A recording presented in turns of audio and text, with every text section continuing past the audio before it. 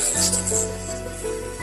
والنوع الرابع هو شيوخ الدين، وأنا لست شيوخ الدين. والنوع الخامس الشيوخ الكبار في السن، أنا شباب.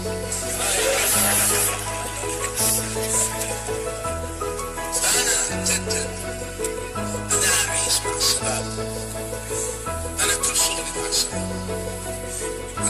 بفضل الله اقترب عدد الذين دربتهم تدريب إداري من الشباب بأنواع المختلفة، قيادة، تخطيط استراتيجي، الإبداع وغيرها من المواضيع الإدارية الرئيسية.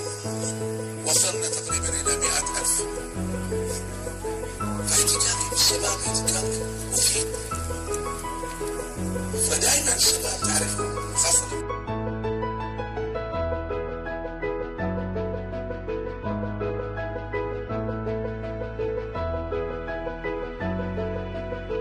يشتغل في وظيفة ويشوف الدنيا ويشوف ألعابها ويشوف إيجابياتها وسلبياتها سيفهم، فينتقل للمشروع وهو أقدر على إدارته.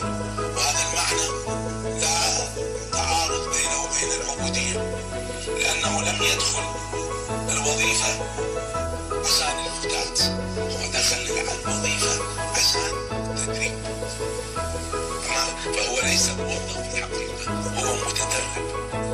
النصيحة الرابعة في التخطيط: الصبر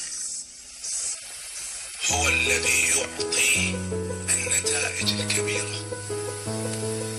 الصبر هو الذي يعطي النتائج الكبيرة. يعني إيش؟ هذا أخي دكتور عبد الإله بن كيران رئيس وزراء المغرب السابق عنده كلمة لطيفة في هذا، يقول: الشيء الوحيد السريع في الدنيا هو الكوارث. زلزال، طوفان، هذا الشيء الوحيد السريع. النتائج الكبيرة سواء على مستوى فرد أو شركة أو دولة في الغالب لا تأتي من الإنجازات السريعة، تأتي من المشاريع الكبيرة، من المشاريع العملاقة. هذا اللي يعطيكم تنافس على مستوى الأمم والدول. سريع يعطيك شيء بسيط، طويل هو اللي يعطيك النتائج الكبيرة. ولذلك دائما نصيحتي إذا حد تنصحني من الحكومات: ركزوا على المشاريع العملاقة، خليها تاخذ 7 سنين في الإعداد، لكن نتائجها شيء خيالي. كذلك على مستوى الأفراد، خلينا نضرب مثل: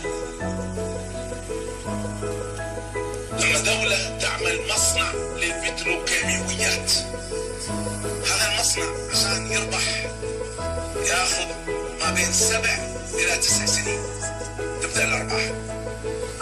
لكن الأرباح لما تأتي أخبارها شيء خيالي، صح؟